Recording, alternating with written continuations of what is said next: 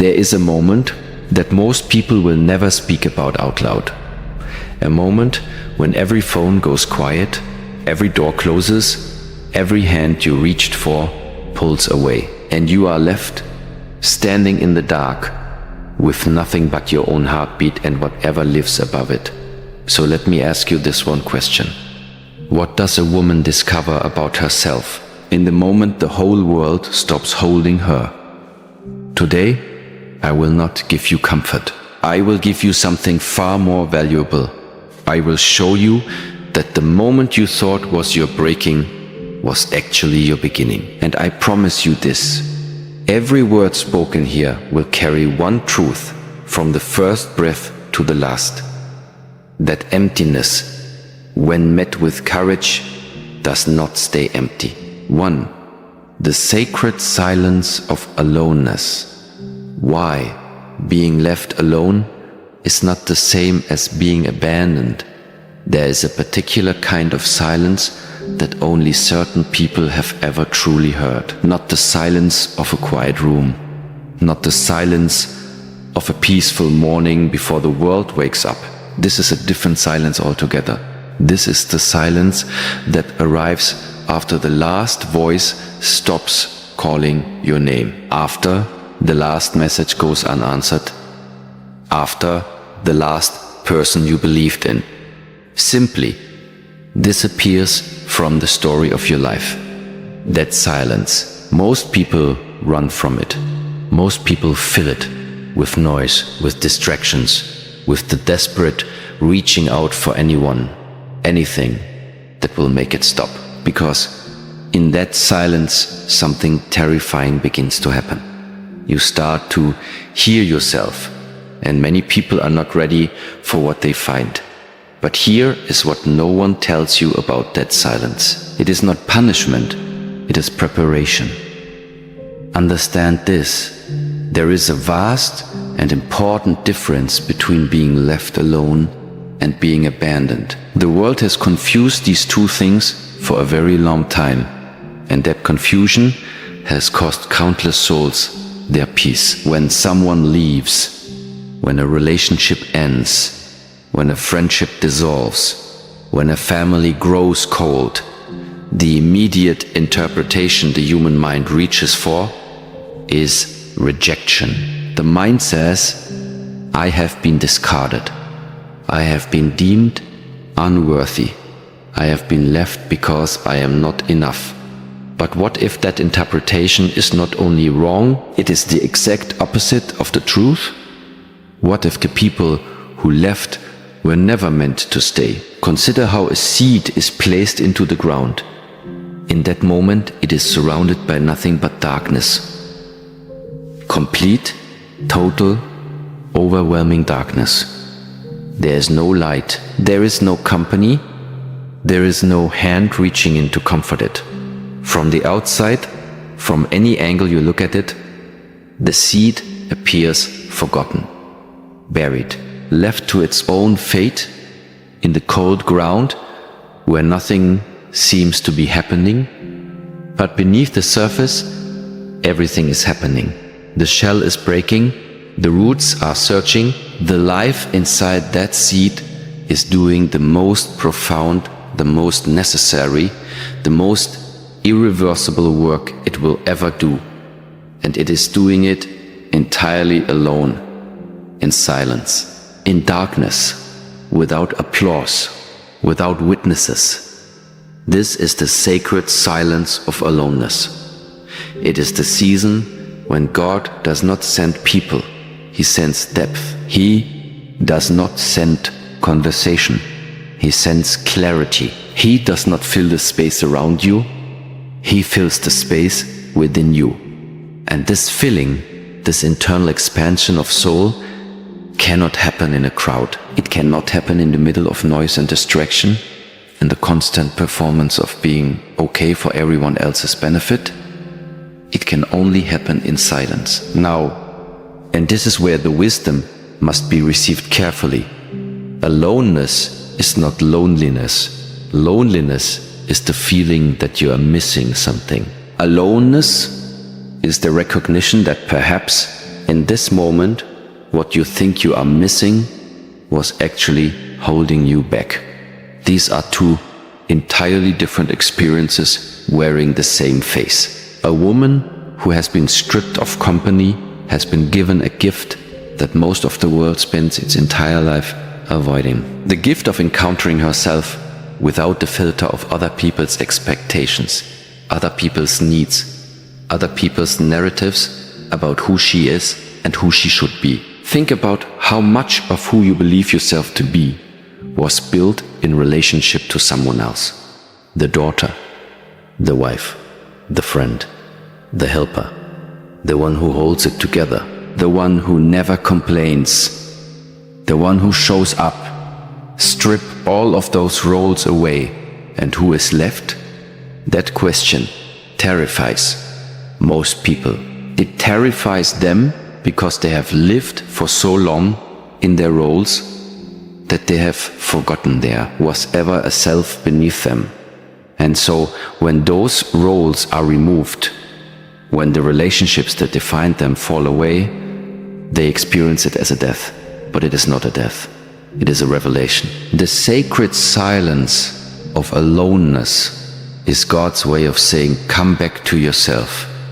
Come back to the version of you that existed before the world told you who to be. Come back, because I have things to show you there that the crowd will never let you see. There is a woman on the other side of this silence who is clearer, calmer, and more rooted than she has ever been. There is a woman on the other side of the silence who no longer needs the room to validate her because she has discovered something unshakable inside herself. There is a woman who walked into the silence feeling broken and walked out understanding that she was simply being rebuilt. But here is what she discovers in that rebuilding. Something she was not expecting. Something that changes everything about how she understands her own suffering. She finds that what hurt most was never truly the leaving. It was the weight she had been carrying long before anyone left. The weight that no one ever once stopped to acknowledge. 2. The weight she carries that no one sees. Invisible burdens and the dignity of enduring without applause.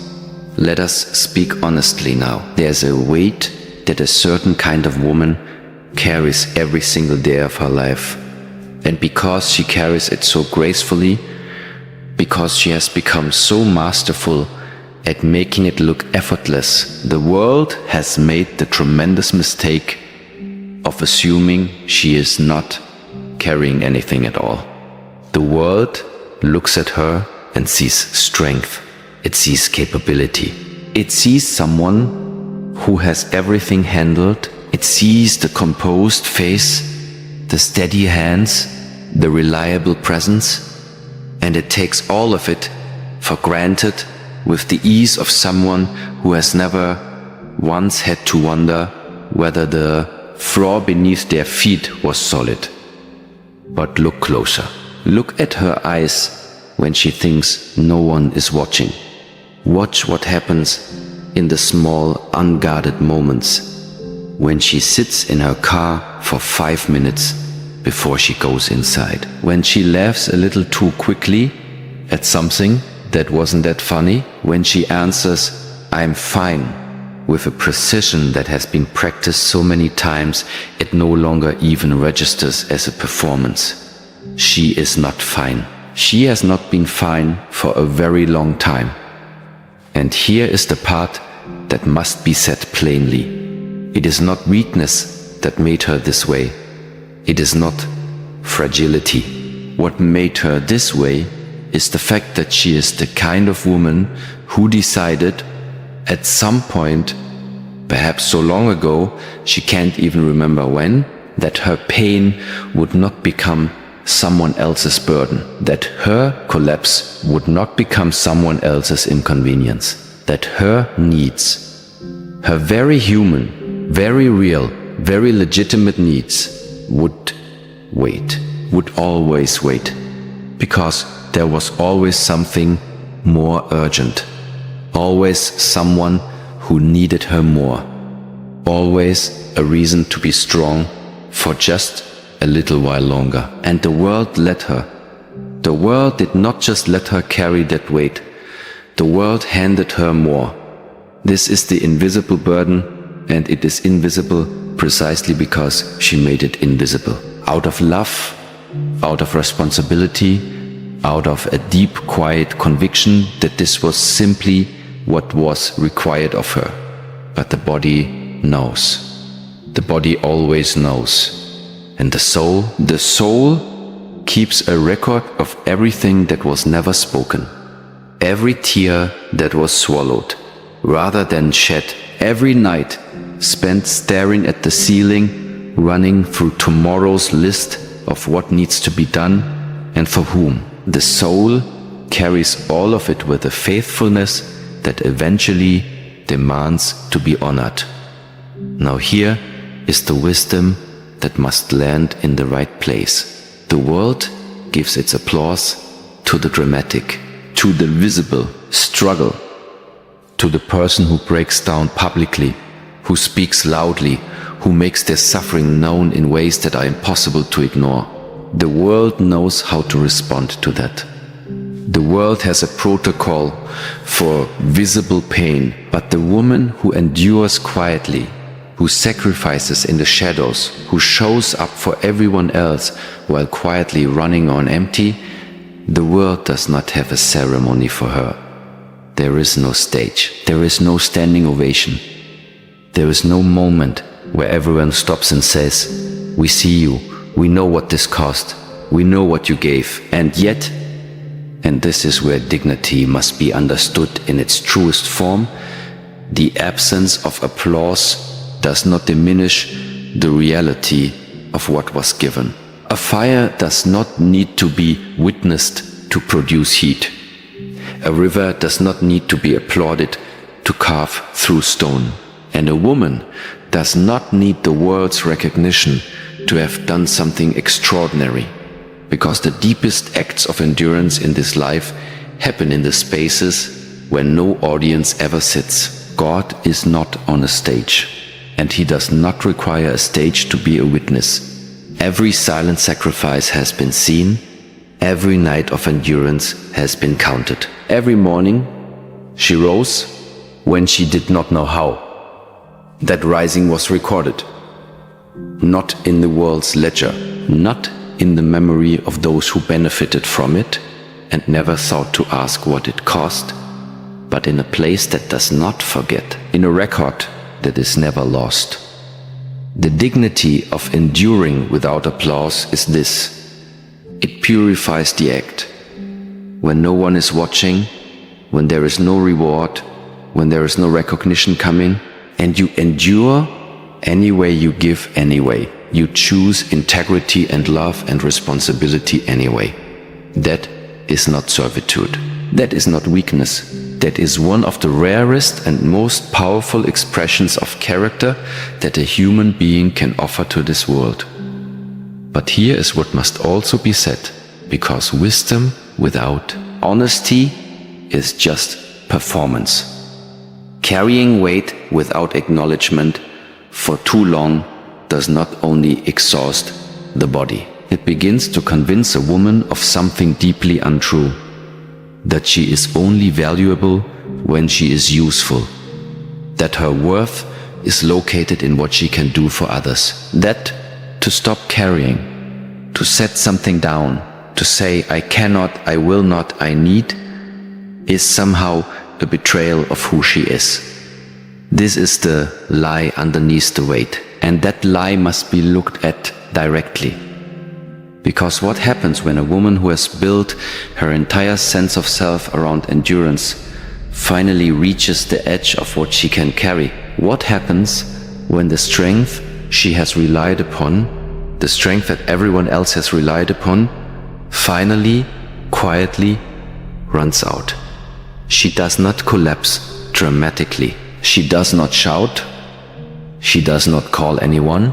She goes somewhere quiet. And in that quiet, something begins to move in her.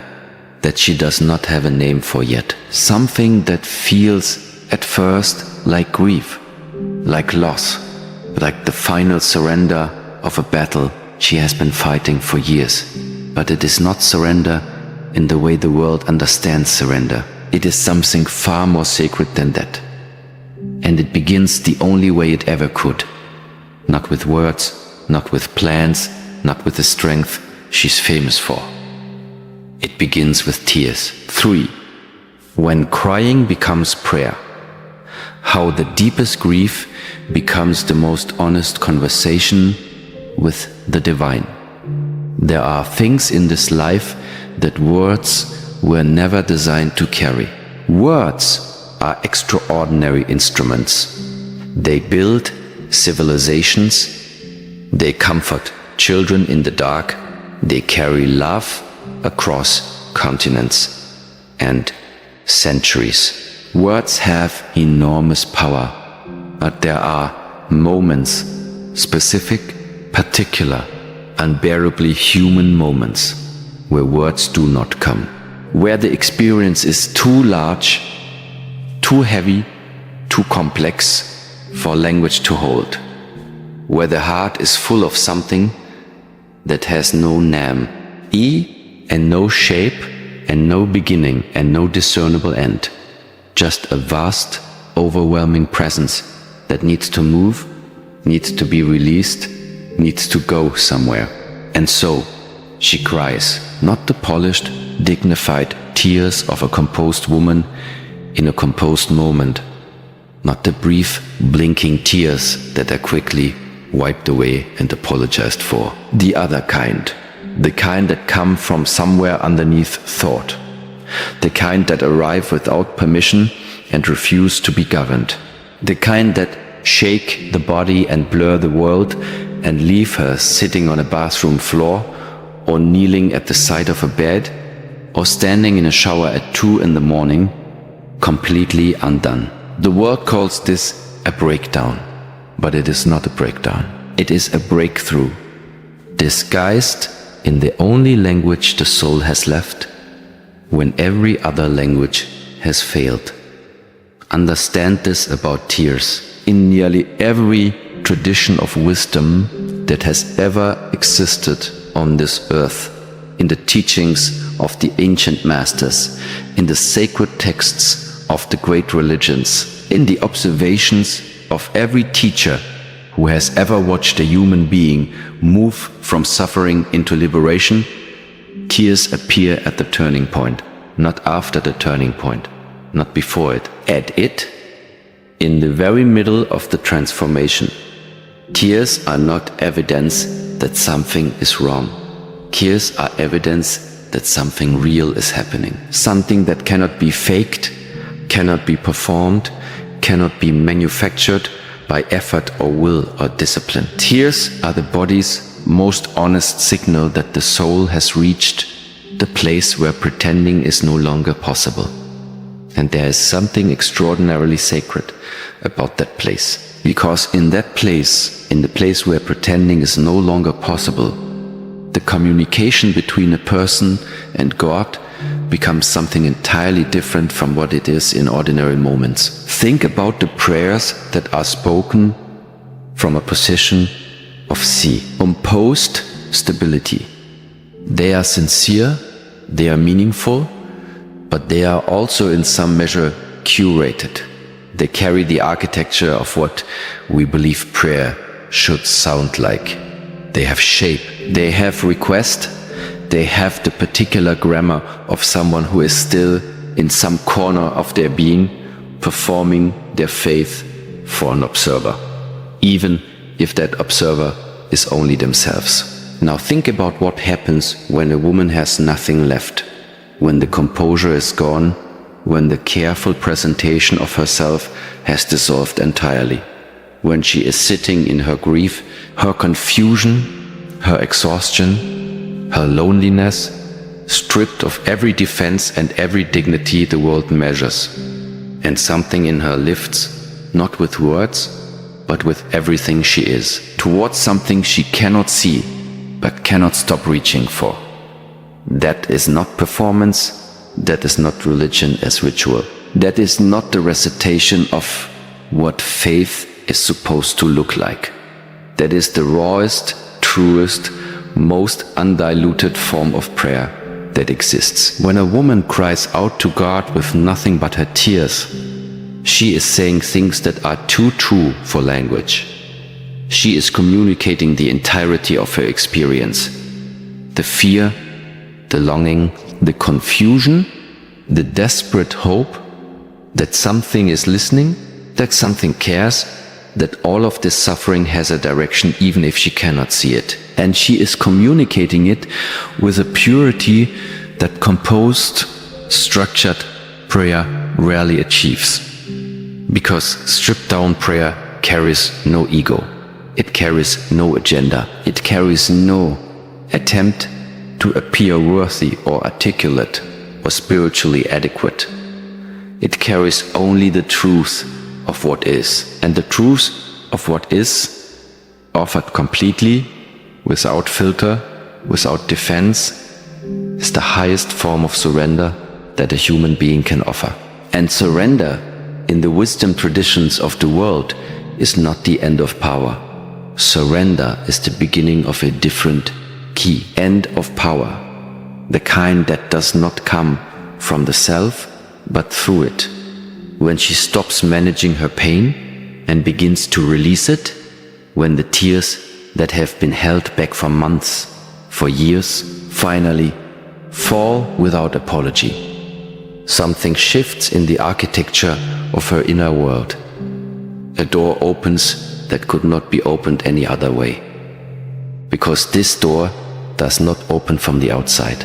It does not open through striving or discipline or accumulating enough courage. This particular door opens from the inside. And the only thing that reaches it is complete honesty. Complete honesty with God. Complete honesty with herself. And in that honesty, in that sacred, vulnerable, unguarded place, she begins, perhaps for the first time in a very long time, to be truly heard. Not by the world. The world is still quiet. The phones are still silent. The people have still not come back.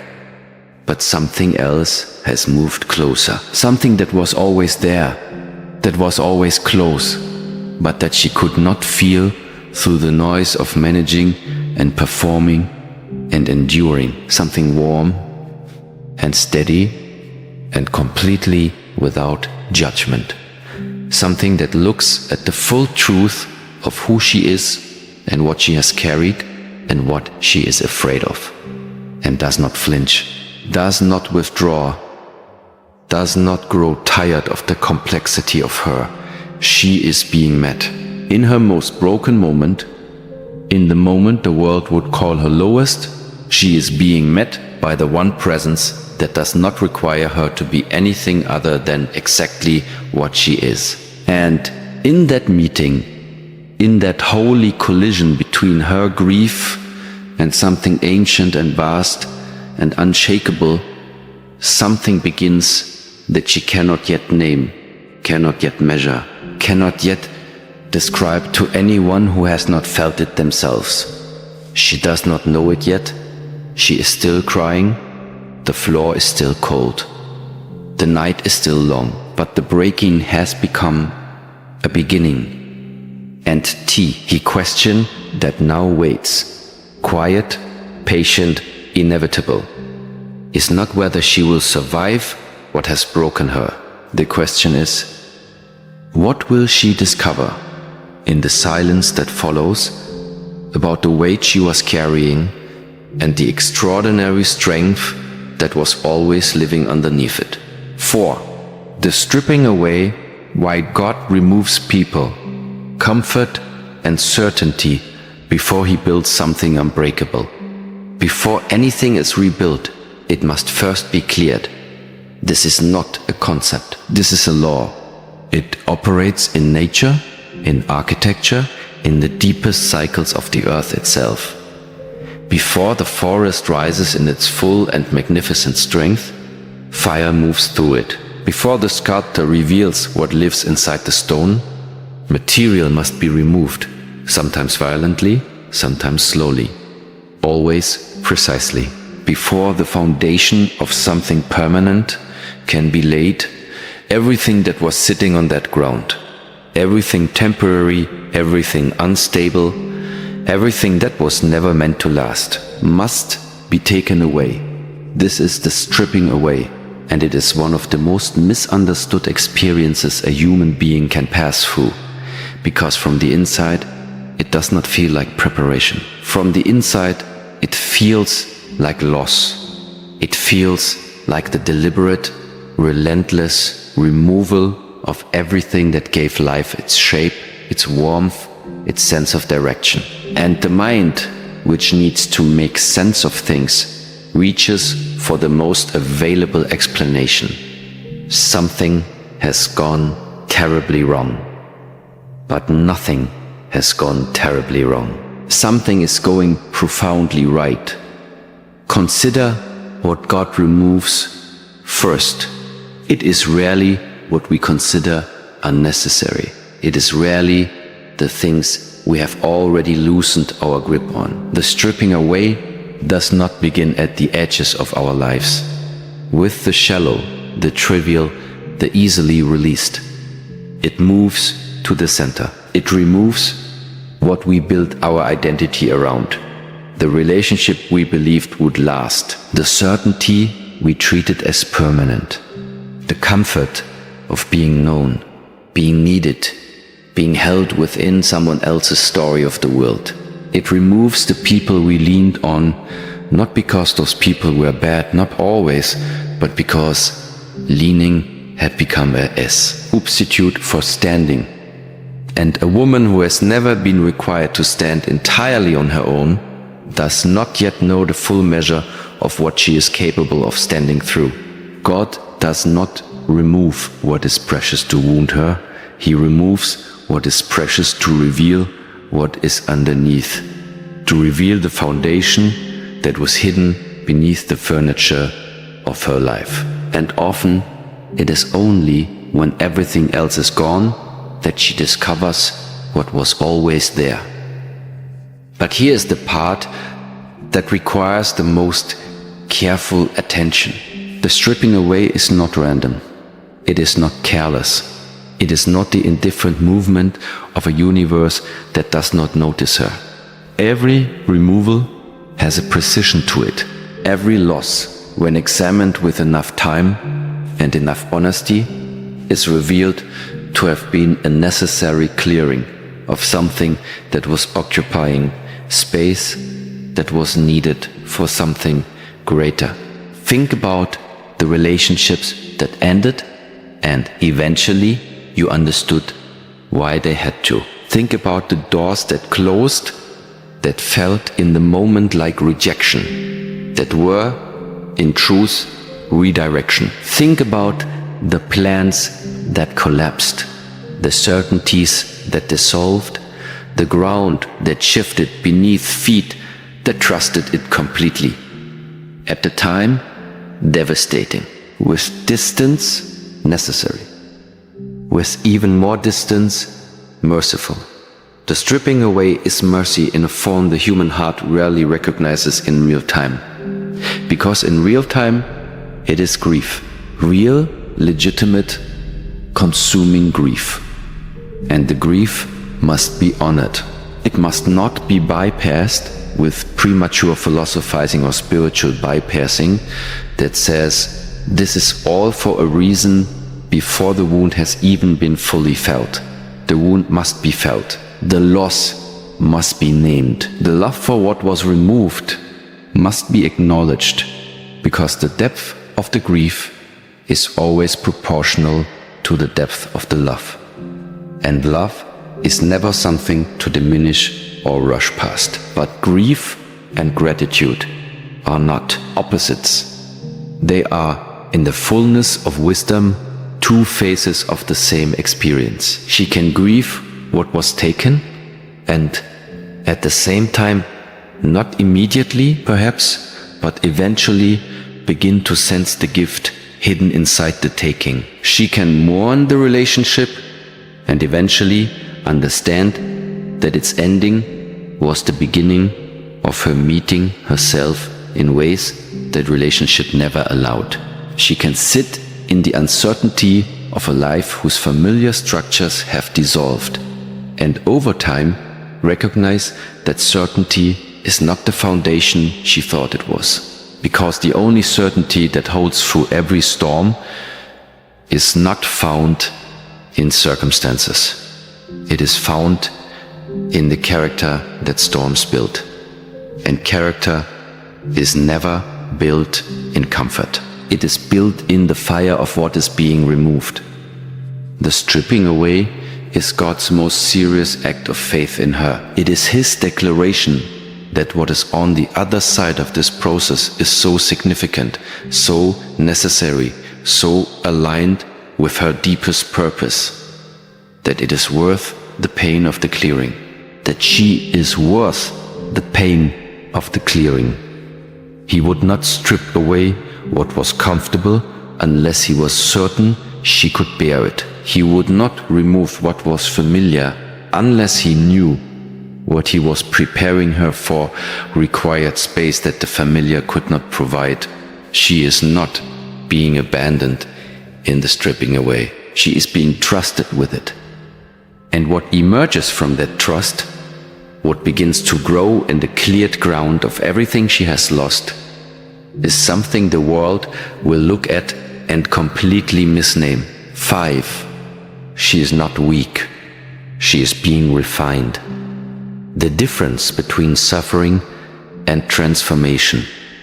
The world has a very limited vocabulary for a woman in pain.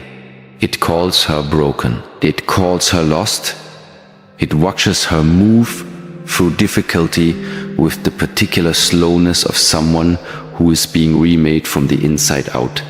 And it reaches, almost reflexively, for words like struggling, like falling apart, like not handling it well.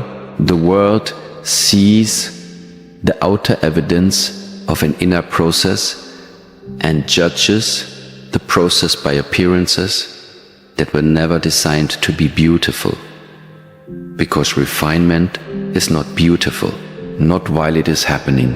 Gold, in its unrefined state, does not look like what it becomes. It is embedded in rock, encased in impurity, mixed with everything that is not itself. The process of refinement, the actual literal process of bringing gold to its fullest expression, involves fire, intense, sustained, precisely applied heat. Heat that melts, heat that separates, heat that removes everything that was attached to the gold but was never part of it. During this process, if you looked at the gold, you would not think, this is becoming something magnificent. You would think, this is being destroyed. But the goldsmith does not think that. The goldsmith knows exactly what is happening. The goldsmith keeps the temperature precise, not so low that nothing changes, not so high that what is precious is damaged. The goldsmith watches the process with complete attention and complete faith in what is being revealed. And when it is complete, when the impurities have been drawn out and the fire has done its work, what remains is the purest expression of what was always there. She is not weak because she is in the fire. She is in the fire because she is worth refining. Now this must be understood with a specific kind of clarity, because there is a difference, a critical difference, between suffering that transforms and suffering that simply accumulates. Not all pain is refinement. Not all difficulty is meaningful. And wisdom requires that we do not romanticize suffering to the point where we lose the ability to distinguish between a fire that purifies and a fire that merely burns. The difference lies not in the suffering itself, but in what is done with it. Suffering that transforms is suffering that is moved through with consciousness, with the willingness to ask, not in bitterness, but in genuine inquiry, What is this asking of me? What is being removed here, and why? What is being revealed that I would not have seen without this level of heat? This is not the inquiry of someone who has everything figured out. This is the inquiry of someone who has decided that even in confusion, even in grief, even in the bewildering experience of a life that no longer looks like what it was supposed to look like, she will remain present to what is happening rather than running from it. Suffering that accumulates is suffering that is resisted, denied, or carried without examination. It is pain that has nowhere to go because no door has been opened for it. And this kind of suffering does not refine. It hardens. It builds walls where doors should be. It creates a person who is defended rather than open, reactive rather than responsive, diminished rather than expanded. The difference between these two outcomes is not talent. It is not spiritual superiority. It is not a special quality that some people are born with and others are not. It is a choice made in the hardest moments to stay, to face, to ask, to allow the fire to do what fire was designed to do, rather than finding every possible way to escape the heat before the work is complete. And here is what that choice requires of her: a level of trust in the process that her circumstances do not yet justify, because she cannot see the outcome. She cannot see what is being refined. She cannot hold the finished version of herself up to the light yet and be shown that all of this had a point, that all of this was moving somewhere, that the heat was precise and the goldsmith was present. She must trust before she can see. And this is the exact place where so many give up. Not from weakness. Let that be very clear. Not from weakness, but from the very human, very understandable, very forgivable response to pain that has gone on longer than expected, that has asked more than seemed fair, that has taken more than felt like it should have been taken. But the refining is not measured by our expectation of how long it should take. The refining is complete when what needs to be removed has been removed, and the goldsmith, who sees both the current state and the finished state simultaneously, is the one who determines when the process is complete. Not the gold, not the observers, not the voices that look at the process from outside and call it destruction. She is not falling apart. She is being put together in a way that did not exist before. She is being constructed at the level of character, at the level of spirit, at the level of the self that will exist long after these circumstances have become memory, into something that the comfortable version of her life could never have produced. And the proof of refinement is not how she looks during the fire. The proof of refinement is what she is made of when the fire is done. But there is one more layer to this that must be faced. One pattern that runs through the middle of her refinement, like a thread that must be carefully removed, because this pattern, more than any other, has the power to interrupt the process before it is complete. It is the reaching, the desperate, deeply human, completely understandable reaching for someone to come and take the heat away. 6. The danger of seeking human rescue. Why we look for people to save us and why they cannot. This is perhaps the most delicate truth of all, and it must be spoken with full compassion, because the impulse it describes is not a flaw in her character. It is not a sign of spiritual immaturity. It is one of the most deeply human responses to pain that exists, which is precisely why it must be examined with the greatest care. When a woman is in pain, real pain, sustained pain, the kind that has gone on long enough that she has exhausted her own internal resources, and the silence is no longer peaceful but heavy. Something in her reaches outward. Something looks for a hand. Something searches for a voice, a presence, a person who will enter the darkness with her and, by their presence alone, make it bearable. This is not weakness. This is humanity. We were built for connection. We were not designed to be islands. The desire for another person to witness your suffering, to sit beside you in it, to say, I see you, I am here, you are not alone. This desire is not something to be ashamed of. It is one of the most profound expressions of what it means to be human.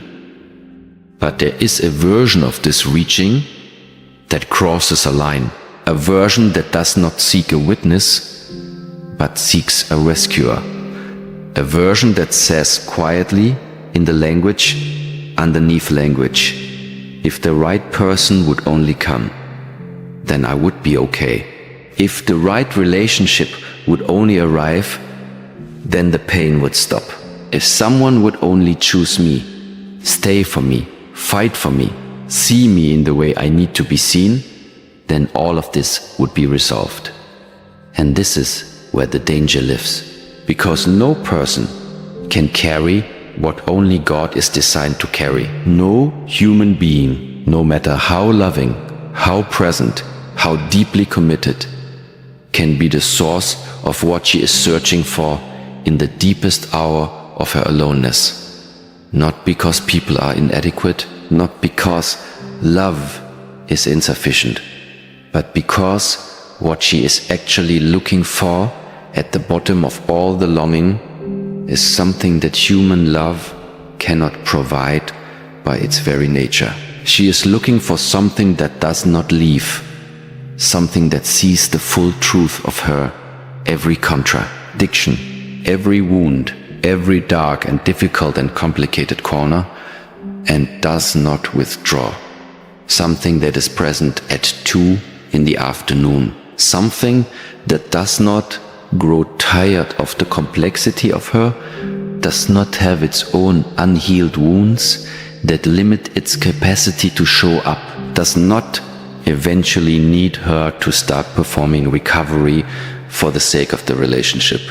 Human beings cannot be that, not because they don't love her, but because they are also human, they are also wounded, they are also working with limited capacity, limited presence, limited ability to hold space for another person's infinite interior. When she places the expectation of divine rescue on a human being, she sets both of them up for a particular kind of pain. She gives that person a weight they were never designed to carry. And when, as inevitably happens, they buckle under it, when they disappoint, when they leave, when they turn out to be unable to be the salvation she needed, she interprets their limitation as confirmation of her deepest fear. No one will ever truly be there for me. But this is not what happened. What happened is that she asked a human being to be God, and human beings, no matter how much they love her, cannot be God. Now, and this is where something important must be separated from what is being said. This is not an argument against human love. This is not the case for isolation or self-sufficiency, or the cold and distant idea that needing people is somehow a spiritual failure. Human love is real. Human connection is necessary. There are people who are sent into our lives not to rescue us, but to walk beside us. And that is a different thing entirely. A rescuer is someone we need to survive. A companion is someone who walks with us as we discover that we already have what we need to survive. These are not the same. And the wisdom of Ken, owing the difference The wisdom of receiving love without demanding that it becomes salvation is one of the most sophisticated and hard-won forms of maturity a human being can develop. She must come to the place where she stops outsourcing her wholeness, where she stops believing that the right person arriving at the right time in the right way will finally unlock the version of herself that is at peace, because that version of herself does not live in another person. That version of herself does not require anyone's arrival. That version of herself is already present, waiting patiently on the other side of the decision to stop looking outward for what can only be found within. And this is not a comfortable truth. It does not feel like relief when it first arrives. It feels, in its first moments, like a second abandonment, as if even the hope of rescue is now being taken away. But it is not abandonment. It is liberation. Because the moment she stops waiting for a human being to save her, the moment she releases that particular exhausting vigil, her hands become free. Her energy becomes available for something it could not reach before. Something it was spending itself on, the waiting. The space that was occupied by the longing for rescue becomes slowly, purposefully, powerfully a space in which something far more reliable moves in. And what moves in does not knock on the door and wait to be invited. It does not require perfect circumstances or a particular emotional state or the right words spoken in the right sequence. It simply arrives in the quiet, in the stillness, in the place she finally stopped filling with the noise of her searching. It was there before the searching began. It will be there long after the searching ends. And the woman who has moved through the stripping away, who has survived the refining fire, who has released the impossible expectation of human rescue. She begins to feel it now, not as a concept, not as a theology, not as something she believes because she was taught to believe it, as a presence, as a warmth that has no human source, as a stillness that does not come from circumstances being resolved, because nothing around her has changed yet. She has changed, and in that change, in that quiet, unannounced, unremarkable, and yet absolutely revolutionary internal shift, she becomes something the world has no adequate word for. A woman who has discovered that stillness is not the absence of strength, it is its most powerful form. 7. Stillness as strength, how a woman who has learned to sit with God becomes unmovable. The world has taught her to equate movement with progress, to equate noise with presence, to equate busyness with value, to equate the constant, relentless, exhausting, forward motion of doing, managing, fixing, producing, responding with the evidence that she is in fact someone worth taking seriously. The world rewarded her for this. It praised her when she was useful. It noticed her when she was busy. It gave her the particular validation that comes from being needed. And over time, without ever making a conscious decision, she began to confuse being needed with being worthy. So stillness, real stillness, the kind that is not a pause between tasks, but an actual resting of the whole self in the present moment. Stillness became foreign. Stillness began to feel dangerous, because in stillness, the performance stops. In stillness, there is nothing to produce, nothing to manage, nothing to be praised for. In stillness, she is simply herself. And for a woman who has spent years measuring her value and output, simply being herself, without doing anything, can feel terrifyingly close to being nothing at all. But this is the precise illusion that stillness is designed to dismantle.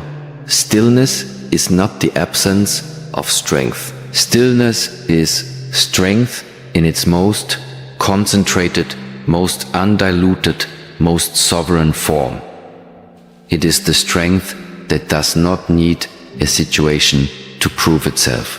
It is the strength that does not require applause to remain standing. It is the strength that looks at chaos, at uncertainty, at loss, at the dissolving of every structure she once leaned against, and does not flinch, not because it is numb to the chaos, but because it is rooted in something the chaos cannot reach. Think of the deepest point of the ocean. At the surface, the storm is ferocious. The waves are violent, enormous, crashing with a force that seems capable of destroying everything. But descend far enough, move past the surface, past the turbulence, past the place where the storm makes its noise, and there's a stillness so complete, so absolute, that the storm above becomes almost irrelevant. The storm is still real, the waves are still enormous, but at depth they are simply weather, and the depth is unmoved.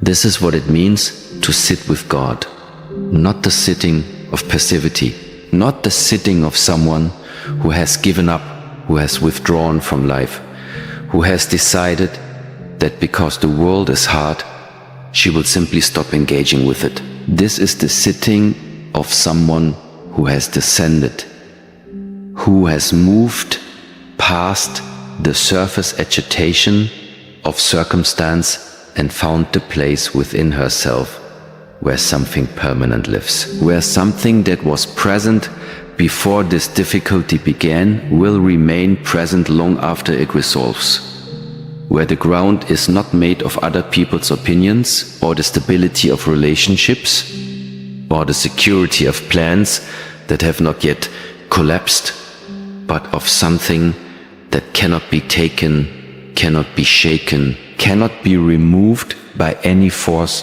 the world brings to bear. To learn to sit in that place, to practice the discipline of returning to that depth. Age, even when the surface is storming, is one of the most advanced and most necessary skills a human being can develop. And it is developed not in the easy seasons, but precisely in the difficult ones.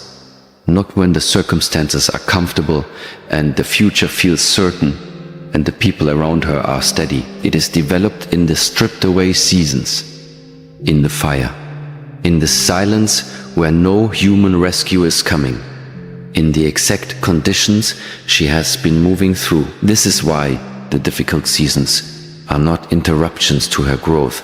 They are the accelerants of it. Because it is one thing to speak about stillness when the room is cooperative and life is cooperative, it is an entirely different thing to choose stillness, to return to it deliberately, consistently, against the pull of anxiety and grief and the desperate urge to do something, fix something, reach for something, when everything around her is moving and none of it is moving in the direction she wants. That choice, made in those conditions, is not passivity. It is one of the most active and intentional decisions a human being can make. And here is what that decision does to her over time. She becomes unmovable, not rigid. There is an important distinction. Rigid things break. Unmovable things bend without losing their root. The tree in the storm is not rigid. It moves, it bends, its branches are thrown by the wind, but the root, that deep, unseen, underground architecture of everything that holds it, the root does not move. The tree survives not because it refused to be touched by the storm, but because it was grounded deeply enough that the storm could not uproot it. A woman who has learned to sit with God has developed this root system. She has spent time, real, sustained, unglamorous time, in the quiet, in the discipline of returning to stillness even when her mind resisted, even when it felt like not. Heng was happening, even when the stillness felt empty rather than full, silent rather than sacred. She stayed, she returned, she descended past the noise. And over time, gradually, irreversibly, the root deepened. And now, the storms that would have once leveled her only bend her. The words that would have once devastated her do not reach her center. The uncertainty that would have once paralyzed her becomes something she can stand inside without losing her footing. Not because life has become easier, but because she has become deeper. There is a particular quality that people who have sat with God carry. It is not loudness. It is not the forceful projection of spiritual confidence that announces itself before it enters the room. It is quieter than that. It is the quality of someone who has nothing left to prove, not because they have given up, but because they have found something that requires no proof. It radiates without effort.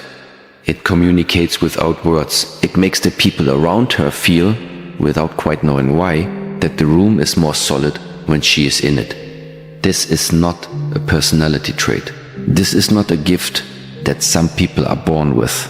This is earned in the silence, in the fire, in the stripped away seasons, in the unglamorous, unwitnessed, uncelebrated practice of returning again and again to the stillness that holds. And the woman who has earned it carries something in her that no circumstance can take away. She carries it into every room, every relationship, every challenge that the rest of her life will bring. But carrying stillness does not mean the inner world has gone silent. It does not mean the internal architecture has settled into permanent peace, because beneath the stillness, moving quietly, moving powerfully, moving in the dark like tectonic plates far beneath the surface, something structural is shifting, something that has been in place for years, perhaps for a lifetime, is beginning finally to come apart. And what is coming apart is not her, it is the version of her that was never truly real. 8. The ego's collapse and the soul's rising. What happens internally when external support vanishes? When the external world goes quiet, the internal world becomes very loud. This is one of the first things she notices. In the early days of aloneness, that the silence outside does not produce silence inside. It produces the opposite. The mind, deprived of its usual diet of input, distraction, and the constant management of other people's realities, turns inward with an intensity that can feel almost aggressive. Thoughts arrive uninvited. Memories surface without warning. Questions appear that she has been too busy for too long to answer, or even to hear. And in the middle of all of this, internal noise. Something specific begins to happen. Something that is uncomfortable and disorienting and absolutely necessary. The ego begins to lose its footing. Now, the word ego is used carelessly in the world. It has become synonymous with arrogance, with self-importance, with the particular vanity of someone who thinks too highly of themselves. But this is a misunderstanding of what the ego actually is. The ego is not arrogance. The ego is the constructed self. It is the identity that has been built carefully over a lifetime from the accumulation of roles, achievements, relationships, opinions, and the stories that others have told us about who we are and who we should be. The ego is the version of herself that only exists in relationship to the external world. It needs mirrors, it needs feedback, it needs the constant confirmation of people, positions, and circumstances to maintain its sense of definition. Without that external feedback, without the relationships that confirmed her identity, the roles that gave her purpose, the structures that told her where she fit, the ego begins to destabilize. And this destabilization is experienced as crisis, because the ego interprets its own dissolution as death. It does not know the difference between its own ending and the ending of everything. It cannot distinguish between the collapse of a constructed identity and the collapse of the self itself. And so it responds to the loss of external support with every alarm it possesses, with anxiety, with grief, with the desperate grasping for something that will restore the familiar shape of who she believed herself to be. This is the internal earthquake that follows when the external world stops providing its usual architecture. This is what is actually happening beneath the surface of what the world sees as a woman struggling to cope. She is not simply sad, she is not simply lonely, she is undergoing a structural transformation at the level of identity. A process so fundamental and so complete that it shakes every layer of how she has understood herself. But here is the wisdom that lives inside this earthquake.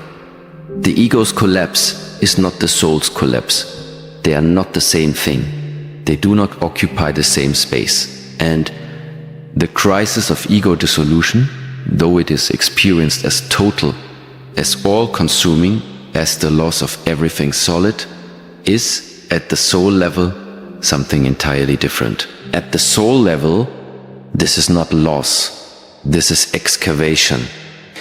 Every constructed identity that falls away reveals something that was underneath it. Every role that dissolves, the wife, the mother, the daughter, the colleague, the friend, reveals a layer of self that existed before the role was assigned and will exist long after the role is gone. Every opinion, every expectation, every story that was placed on her by others and eventually absorbed as truth, when these are stripped away. Why? They reveal the outline of something that was never constructed, never assigned, never borrowed. Something original. The soul does not need external confirmation to know itself. The soul does not require a mirror, a role, a relationship, or a social position to maintain its sense of reality. The soul knows what it is independently of all of these things, because the soul is not built from outside materials. It is the thing that was present before the building began. And here is what begins to happen. In the quiet, as the ego's noise gradually subsides, she begins to feel it. Not clearly at first, not with the sharp definition of a revelation, more like a warmth that she can't quite locate. A sense of presence that has no obvious source. A quality of being that is different from everything she has previously associated with herself. Quieter, slower, more spacious, less urgent, less conditional. This is the soul rising, not in a dramatic or performative way, not with the vocabulary of spiritual achievement, simply rising like the tide, slowly, inevitably, moving into the spaces that the ego's noise had been filling for years. And what the soul brings with it as it rises is something she was not expecting. Not certainty, the circumstances are still unresolved, still complex, still carrying weight that has not yet been lifted. not happiness. That is too light a word for what this is. What the soul brings with it as it rises is something closer to recognition. A deep, quiet, bone-level recognition of something true that she had lost contact with. The recognition that she is more than any of it. More than any role, more than any relationship, more than any loss. More than the sum of everything that has been taken. More than the stories. The ones she told herself and the ones others told about her. More than the worst thing that happened. More than the longest night. More than the weight of the years. She is more. And this recognition does not come with fanfare. It does not announce itself. It arrives like the first light of a dawn that has been a long time coming. Quiet, gradual, almost tentative at first, and then undeniable. Present, real, warm with a warmth that does not depend on anything outside itself. The woman who has passed through the ego's collapse and met what lives beneath it is fundamentally different from the woman who entered the process. Not because she has acquired something new, but because she has uncovered something ancient. Something that was always hers. Something that was simply waiting, patiently, faithfully, without urgency, for the constructed layers to come away. And now, in that uncovered space, in that sacred clearing of everything that was never truly her, a question surfaces, softly, with enormous consequence. If she is not the roles she played, not the expectations she carried, not the relationships that defined her, then who exactly is she? The answer is closer than she thinks, and it has been waiting longer than she knows. 9. She learns her own name again, rediscovering identity outside of roles, relationships, and others' expectations. There is a name she was given before the world had any say in it. Not the name on the document, not the name by which others call her. Something older than that, something that exists in the territory between spirit and identity. The essential quality, the irreducible character, the particular way that her specific and unrepeatable self moves through the world. The world, in its haste, covered this name with other names, with titles and roles and the accumulated weight of other people's needs and projections. And she, in the genuine desire to love and to serve and to belong, accepted those names willingly, wore them faithfully. In time, began to mistake them for herself. The season of aloneness is the season in which the borrowed names are returned. Not with bitterness, not with the aggressive self-assertion of someone who is angry at how much of themselves was given away, but with the quiet, deliberate, sometimes painfully tender process of sitting with the question that the noise of her former life never created space for. Who am I when there is no one left to be it for? This question, when it first arrives, can feel devastating, because for a woman who has organized her entire existence around relationship, around being someone's person, someone's support, someone's constant, the absence of an audience can feel like the absence of a self.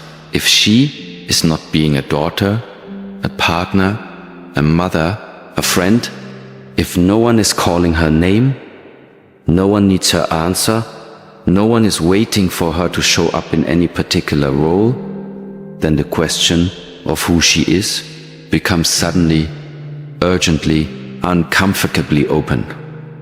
But open is not the same as empty. The open question is the most fertile question she has ever held, because it has no predetermined answer. It cannot be answered by anyone else. It cannot be answered by memory, by looking backward at who she was before the stripping, before the fire, before the silence. Because the woman who is sitting with this question is not the same woman who entered this process. And an old answer does not fit a new self. She must discover it fresh. And the discovery begins almost always in small things. In the moments when she is not performing, not managing, not presenting herself for anyone's consumption or comfort, and something surfaces that surprises her, a thought that is purely her own, a preference she had forgotten she held, a way of seeing something, a landscape, a piece of music, a moment of beauty in an ordinary afternoon that is distinctly, recognizably, irreducibly hers. Not borrowed from someone she loved, not shaped by someone else's taste, hers. Original, undeniable. These small recognitions are not trivial. They are the first letters of her name being spelled back to her. Not in grand revelations, in fragments, in quiet moments that accumulate slowly, the way snow accumulates, individually weightless, but together, over time, covering everything in a new and remarkable stillness. She begins to notice that she has opinions she never expressed because they conflicted with what was expected. She begins to feel desires that were suppressed for so long she had stopped acknowledging their existence. She begins to laugh differently, not the performed laugh, the socially calibrated laugh that signaled the right response to the room, but the real one, the unguarded one, the one that comes from genuine delight rather than the need to make someone else comfortable.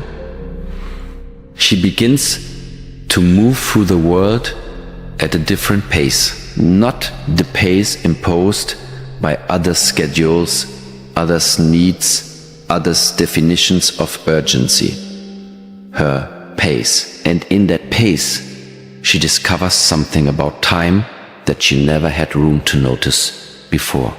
That time, when it is not being spent for someone else, has a completely different quality.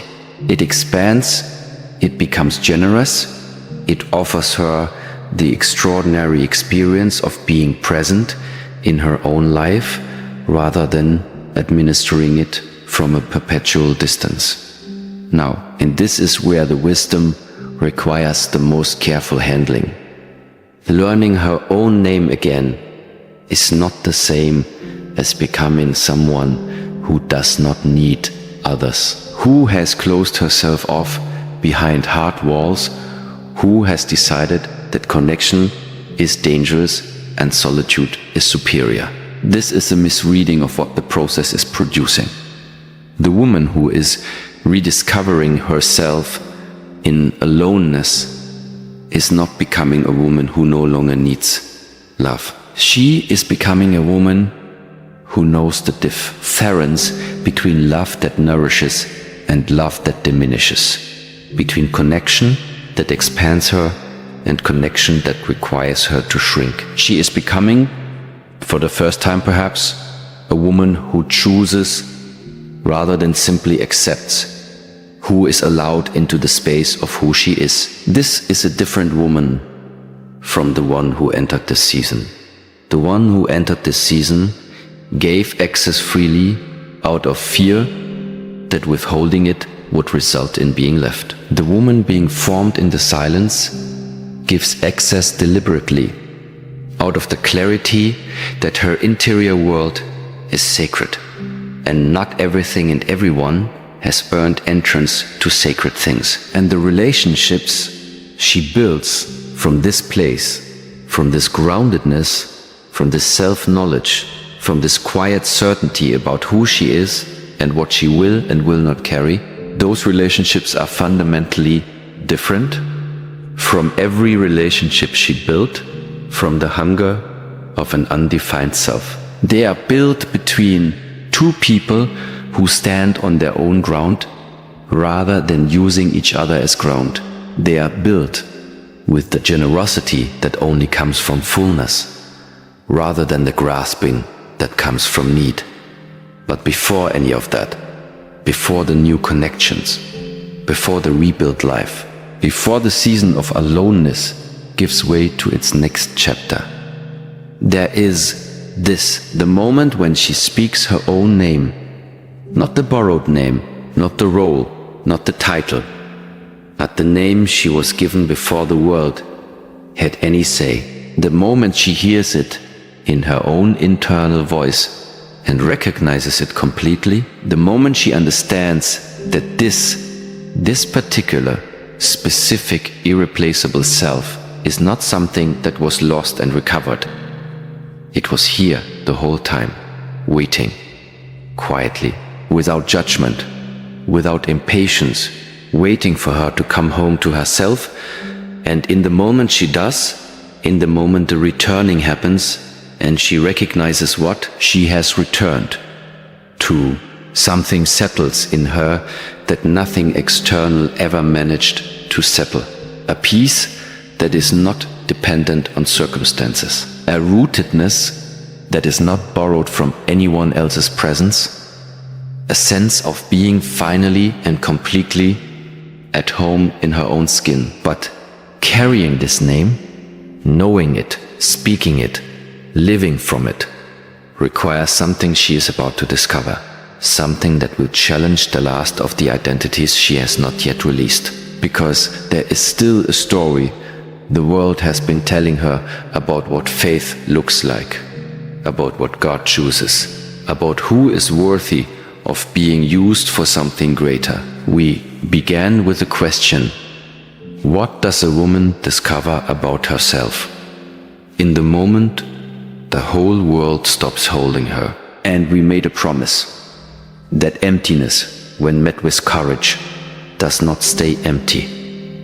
This is where that promise lands. She came into this season with her hands full, full of roles that were never truly hers, full of names other people assigned her, full of weight she carried in silence because no one ever stopped long enough to ask what it cost. And then everything was taken. The people left, the structures dissolved, the silence arrived, and in that silence, in the stripped, refined, excavated quiet of a life that had been cleared down to its foundation, she found what was always there, not emptiness, God, not as a doctrine, not as a performance of faith, as a presence, as the warmth that had no human source, as the witness that never withdrew, as the voice that did not require her to be different from what she was in order to be heard. And from that finding, from that single, unshakable discovery, everything changed. Not her circumstances, not immediately, not all at once. Her. She stopped begging and started becoming. She stopped borrowing identity from roles and relationships and learned her own name again, the name she was given before the world had any say in it. She moved from desperation to dignity, from performance to presence, from surviving to being sent. This is what a woman discovers when she has no one but God, not that she is alone, that she never was. And the woman who knows that truth, who carries it not in her words, but in the unshakable stillness of how she moves, how she stands, how she looks at difficulty without flinching. That woman does not need the world to hold her. She has already found what holds, and it does not let go.